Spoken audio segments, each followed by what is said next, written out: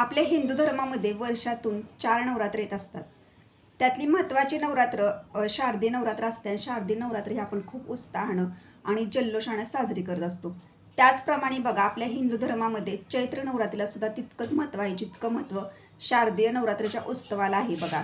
आता चैत्र नवरात्र कधीपासून सुरू होत आहे आणि चैत्र नवरात्रीला आपल्या कोणत्या सेवा करायच्या याविषयी माहिती तुम्हाला आजच्या व्हिडिओमध्ये मिळेल. चैत्र नवरात्री हा आपल्या कुलदेवतेची सेवा करण्यासाठी खूप महत्त्वाचा दिवस मानला गेला आहे. ह्या दिवसांमध्ये तुम्हाला आपल्या कुलदेवीची सेवा करायची आहे आणि कुलदेवतेची सेवा कोणती करायची आहे, की ज्यामुळं कुलदेवता आपल्यावर प्रसन्न राहील, आई भगवत आपल्यावर प्रसन्न राहील, आपल्या आयुष्यातील अडचणी, संकट हे सुद्धा दूर होतील. यासाठी आपल्या कुलदेवीचा आशीर्वाद आपल्यावरती असणे खूप महत्त्वाचे असते आणि त्यासाठीच तुम्हाला चैत्र नवरात्रीपासून आपल्या कुलदेवीची सेवा उपासना करायची आहे. तर कोणती सेवा आहे संपूर्ण विषय माहिती तुम्हाला आजच्या व्हिडिओमध्ये मिळणार आहे. तर तुम्ही हा व्हिडिओ कुठेही स्किप न करता व्हिडिओ शेवटपर्यंत बघा. तुम्ही जर माझ्या चॅनलवर नवीन असाल तर चॅनलला लाईक करा, शेअर करा आणि नक्की सबस्क्राईब करा. चला आता व्हिडिओला सुरुवात करूया. सर्व स्वामी सेवेकरांना श्री स्वामी समर्थ. तर तुमचं प्रियालयच्या चॅनलमध्ये अगदी मनापासून स्वागत आहे. कुलदेवीची आई भगवतीची सेवा करणार ना, तेवढं तुम्हाला त्या सेवेचं फळ मिळत जाणार. ह्यासाठी सर्वांना सांगते की ज्यांच्या घरी चैत्र नवरात्रीमध्ये घटस्थापना केली जाते त्यांनी सुद्धा ही सेवा घरामध्ये करायची आहे. ज्यांच्या घरामध्ये बघा घटस्थापना केली जात नाही बघा काही भागामध्ये, तर त्यांनी सुद्धा आपल्या घरामध्ये आपल्या देवघराजवळ बसून आपल्या कुलदेवतेची सेवा ही करायचीच आहे. आपल्या स्वामींच्या केंद्रात सुद्धा सांगितलेलं आहे की ज्या घरामध्ये बघा कुलदेवतेची म्हणजे आई भगवतीची कुलदेवतेची सेवा केली जाते त्या घरामध्ये कोणत्याही प्रकारची कमतरता नसते. त्या घरातील प्रत्येक कुटुंबावरती आपल्या कुलदेवतेचा आशीर्वाद राहत असतो. त्या घरातील प्रत्येक कुटुंबातील व्यक्तीला प्रत्येक कामामध्ये यश येत असते. त्या कुटुंबावर जरी एखादं संकट आलं तरी सुद्धा आपली कुलदेवी म्हणजेच आई भगवती माता ही त्या संकटातून त्या कुटुंबाला नक्कीच बाहेर काढते. ह्यासाठी आपल्याला जेवढं शक्य होईल ना तेवढं आपल्या कुलदेवतेचीच म्हणजे आई भगवतीची सेवा उपासना करा. ज्या सुवासिनी महिला असतात बघा तुम्हाला सर्वांना माहिती आहे की सुवासिनी महिला त्या घराची लक्ष्मी असते आणि त्या व्यक्तीनं केलेल्या कामावरती म्हणजे ती जेवढी सेवा करते त्या घरामध्ये तेवढं तिच्या कुटुंबाची प्रगती होत जाते, तेवढं तिच्या कुटुंबातील प्रत्येक व्यक्तीला यश येत जाते. ह्यासाठी ज्या घरातली सुवासिनी महिला आहे बघा त्या सर्वांना मी सांगते की तुम्ही नक्कीच तुमच्या घरामध्ये तुमच्या कुलदेवतेचीच म्हणजे आपल्या आई भगवतीची सेवा उपासना नक्की करा. तिचा जर तुमच्यावरती वरदहस्त असला तर तुम्हाला प्रत्येक संकटातून आणि प्रत्येक तुमच्या जेव्हा पण अडचण येईल बघा त्यातून तुम्हाला मार्ग नक्की मिळेल. यासाठी प्रत्येक सुवासिनी महिलेनं आपल्या घरामध्ये आपल्या कुलदेवतेची सेवा ही चैत्र नवरात्रीपासून नक्की सुरू करा. सेवा कशी करायची ह्याविषयी तुम्हाला मी सांगते बघा. तर आता चैत्र नवरात्र हा गुढीपाडवा म्हणजे हिंदू धर्मातला खूप महत्त्वाचा दिवस आहे. नवीन वर्षाला आपल्या हिंदू धर्मामध्ये ह्या दिवसापासून सुरुवात होत असते आणि हा दिवसच चैत्र नवरात्रीला सुरुवात होत आहे. तर तुम्हाला 19 मार्चपासून सेवेला सुरुवात करायची आहे बघा. प्रथम तुम्हाला एक गोष्ट सांगते की आपण ज्या घरामध्ये राहतो बघा आता तुम्ही तुमचं जर स्वतःचं घर असेल तरीसुद्धा चालू शकतं. जर काही व्यक्ती बघा भाड्याच्या घरामध्ये एक छोटंसं रूम घेऊन जरी राहत असतील तरीसुद्धा त्यांनासुद्धा मी सांगते तर तुमच्या देवघरामध्ये ना पहिल्यांदा तुमच्या देवघरामध्ये तुमच्या कुलदेवतेचा टाक असणं खूप महत्त्वाचं आहे. आपल्या देवघरामध्ये आपल्या कुलदेवतेचा टाक असणं खूप महत्त्वाचं आहे. जरी तुमच्याकडे टाक नसेल तर तुमच्या देवघरामध्ये तुमच्या कुलदेवतेचा म्हणजेच आई भगवतीचा छोटासा फोटो तरी असणे खूप म्हणजे खूप महत्त्वाचं आहे बघा. तर आपल्याला दुर्गा सप्तशती हा ग्रंथ जो आहे बघा, हा ग्रंथ आपल्याला लागणार आहे सेवा करण्यासाठी. तर आता तुम्हाला सांगते हा ग्रंथ इतका प्रभावी ग्रंथ आहे ना, ह्या ग्रंथाचं पारायण ज्या घरामध्ये होतं ना त्या घरामध्ये बघा एक कुलदेवतेचा म्हणजे आपल्या आई भगवतीचा आशीर्वाद त्या कुटुंबावर राहतो. त्या कुटुंबातील प्रत्येक व्यक्तीला प्रत्येक संकटातून बाहेर पडण्याची ताकद मिळते. त्या कुटुंबाची पूर्ण जबाबदारी ही कुलदेवता आपल्या स्वतःवर घेत असते. यासाठी सांगते की आपल्या घरामध्ये चैत्र नवरात्रीपासून तुम्हाला 9 दिवस म्हणजे चैत्र नवरात्री ते 27 मार्चपर्यंत 9 दिवसाचं ही नवरात्र आहे. तर ह्या दिवसांमध्ये तुम्हाला जेवढा शक्य होईल तेवढं तुम्हाला दुर्गा सप्तशती ह्या प्रभावी ग्रंथाचं पारायण आपल्या घरामध्ये करा.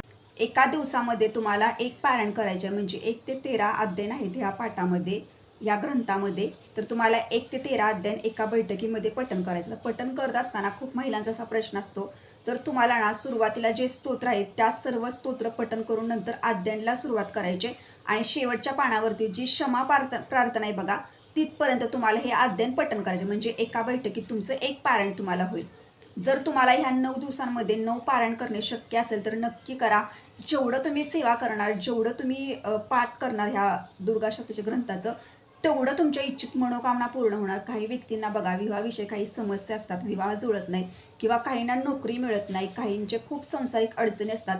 तर ह्यासाठी सुद्धा तुम्ही आपल्या कुलदेवतेची सेवा करू शकता, पाठ करू शकता. हे की गुढीपाडव्या दिवशी नवीन वर्षाला सुरुवात होत आहे, त्या दिवशीपासून आपल्याला सेवेला सुरुवात करायची. सेवेला सुरुवात करत असताना आपल्याला बसण्यासाठी आसन घ्यायचं आहे. आपल्या देवघरामध्ये दिवा धूपारती सर्व लावून घ्यायची. आपल्या कुलदेवतेजवळ आपल्याला बोलायचं आहे की मी आजपासून चैत्र नवरात्रीला सुरुवात झालेला आहे, आजपासून आई भगवतीची सेवा करणार आहे आणि दुर्गा सप्तशती ह्या पूर्ण ग्रंथाचं एक पारायण घरामध्ये करेन, माझ्याकडनं सेवा करून घ्या. मग तुम्हाला 9 दिवसामध्ये जेवढे पाठ करणं शक्य होईल तेवढे पाठ करा. जर तुम्हाला दररोजचा एक पाठ करणं शक्य झालं तर दररोजचा तुम्ही एक पाठ करा. आणि जरी तुम्हाला जेवढे पाठ शक्य होईल ना तेवढे पाठ जरी तुम्ही घरामध्ये केले ना तरीसुद्धा चालेल. आता दुसरा एक प्रश्न, ज्या महिलांना दररोजचा एक पाठ करणं शक्यच होईना झाले, त्यांचं काही घरातले प्रॉब्लेम आहेत, काही वेळेला लहान मुलं आहेत त्यांची छोटी, पण त्यांना सेवा करायची आहे आपल्या कुलदेवतेची, तर त्या व्यक्तींनी काय करायचं अशा महिलांनी? तर तुम्ही दररोजचे जरी 2 आत्यान जरी पठण केले ना घरामध्ये, दुर्गा सप्तशती ह्या ग्रंथामधील दररोजचे 2 अध्याय पठण करायचे. म्हणजे तुम्ही चैत्र नवरात्रीला तुम्हाला पहिला दुसरा अध्याय पठण केला की तुम्ही दुसऱ्या दिवशी त्याच्या पुढचे 2 अध्याय पठण करू शकता. असं तुम्ही 9 दिवसांमध्ये 2-2 अध्याय जरी पठण केले तरी तुमचा एक पाठ पूर्ण घरामध्ये होऊन जाईल. अशी सेवा केली तरी सुद्धा चालेल, पण तुम्हाला सेवा खूप महत्त्वाची आहे बघा. कारण आपल्या कुलदेवतेचा, आपल्या जगतजननीचा, आपल्या कुलदेवी मातेचा, आपल्या आई भगवतीचा आशीर्वाद आपल्यावर असणं खूप महत्त्वाचं असतं आणि त्यानंतरच आपल्या प्रत्येक कामामध्ये यश येत जाते. एवढ्या गोष्टी लक्षात ठेवा तुम्ही. आणि ही खूप महत्त्वाची गोष्ट आहे. तुम्हाला एक सांगते की तुमच्या आयुष्यात तुम्ही कितीही बाकीच्या देवांचं करा, मी असं म्हणत नाही.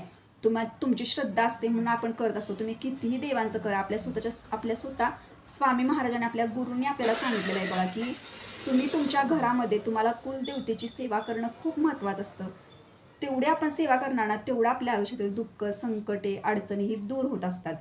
यासाठी ज्यांना अशी सेवा करणं शक्य होईल त्यांनी असे केले तरी चालेल. आता ज्या महिलांना बघा दररोजची सुद्धा सेवा करणं शक्य होत नाही, तर तुम्ही मंगळवारी, शुक्रवारी, गुरुवारी असे पाठ जरी 1-2 पाठ जरी घरामध्ये केले ना तरी सुद्धा चालेल. आता तुम्ही ही सेवा करू शकता, दुर्गा सप्तशती या ग्रंथाची सेवा करू शकता.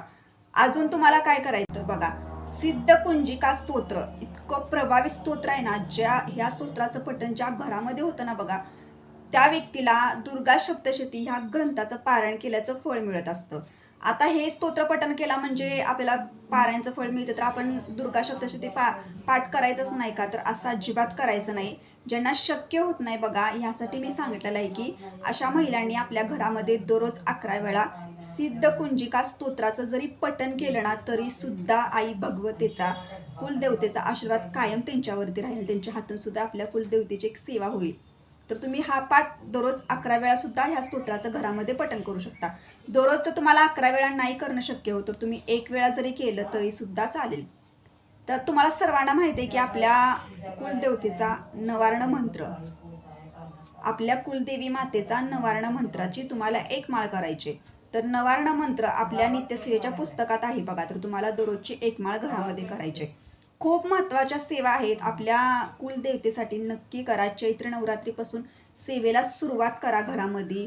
तुम्हाला चैत्र पौर्णिमेपर्यंत जरी सेवा करणं शक्य असेल तर चैत्र पौर्णिमेपर्यंत जास्त दिवस सेवा करा. ज्यांना शक्यच होत नाही त्यांनी चैत्र नवरात्रीपासून ह्या नवरात्रीचा शेवट दिवस म्हणजे 27 मार्चपर्यंत जरी ह्या 9 दिवसामध्ये जरी तुम्हाला जेवढी सेवा शक्य होईल तेवढी केली तरी सुद्धा चालेल. दुर्गा सप्तशतीचे पाठ आपण घरामध्ये करणार आहोत ह्या 9 दिवसामध्ये. तर तुम्हाला नियम कोणता पाळायचा तुम्हाला सांगते की ह्या 9 दिवसामध्ये मी सर्वांना सांगते की मांसाहारी पूर्णपणे घरामध्ये बंद करा. आपल्या घरामध्ये शक्य होईल तेवढा मांसाहारी पदार्थ बनवू नका. ह्या 9 दिवसामध्ये आपण आपल्या कुलदेवीची सेवा करत असतो तर आपल्या घरामध्ये मांसाहारी पदार्थ बनवायचे नाहीत. कारण दुर्गा सप्तशती हा ग्रंथ खूप प्रभावी आहे. या ग्रंथातील प्रत्येक अध्यायांचं महत्त्व हे खूप वेगवेगळं आहे. प्रत्येक अध्याय आपल्याला आपल्या कुलदेवतेची सेवा करून घेत असतो. यासाठी जेवढं शक्य होईल तेवढं सर्वांना सांगते की चैत्र नवरात्रीपासून नक्कीच आपल्या कुलदेवतेची सेवा आपल्या घरामध्ये करा. कुलदेवतेचा आशीर्वाद आपल्यासाठी खूप महत्त्वाचा असतो आणि ह्या दिवसामध्ये तुम्हाला मांसाहारी पदार्थ सुद्धा खायचे नाहीत. तुमची सेवा जोपर्यंत सुरू आहे तोपर्यंत आपल्या घरामध्ये मांसाहारी पदार्थ शक्य होईल तेवढं बनवू नका. तर त्यानंतर तुम्हाला ब्रह्मचर्याचं सुद्धा पालन ह्या 9 दिवसामध्ये करायचं आहे बघा. तर तुम्हाला अशा मार्फत तुम्हाला मी चैत्र नवरात्रीपर्यंत आपल्याला कुलदेवतेची कोणत्या सेवा करायच्या आहेत, सेवा कशा करायची याविषयी संपूर्ण माहिती दिली. तर सर्व महिलांना मी एवढंच सांगते की तुम्ही त्या घराची एक लक्ष्मी असता आणि आपण त्या घरामध्ये आपल्या कुलदेवतेची सेवा जर केली ना, तर आपण आपल्या कुटुंबाला प्रत्येक कामामध्ये यश नक्कीच मिळते बघा. आपल्या घरावरती कुलदेवतेची म्हणजेच आपल्या आई भगवतीची आणि कुलदेवतांची म्हणजे आपले कुलदैवतसुद्धा असतात. ह्या दोघांचे सुद्धा आशीर्वाद असणे खूप महत्त्वाचं आहे बघा. आपल्या पितरांचे आशीर्वाद असणे महत्त्वाचे आणि त्यानंतरच आपले स्वामी महाराज आपल्यावर प्रसन्न होणार आहेत. त्यासाठी सेवा खरंच चुकू नका. सेवा जशी शक्य होईल तशी करा. तुम्ही पण सेवा करा. जशी शक्य होईल म्हणजे जेवढी तुम्हाला करणं शक्य होईल असं म्हणते. जर तुम्हाला मंगळवारी फक्त पाठ करणं शक्य झालं तर मंगळवारी करा. दररोजचे तुम्हाला 2-2 जरी अध्याय नुसते पठण करणं शक्य झाले तर दररोजचे 2-2 अध्याय पठण करा. अशा पद्धतीने तुम्ही सेवा करू शकता. आवडला असेल तर लाईक करा, शेअर करा, नक्की सबस्क्राईब करा. भेटू आता नेक्स्ट व्हिडिओमध्ये. पण सर्व स्वामी सेवेकरांना श्री स्वामी समर्थ.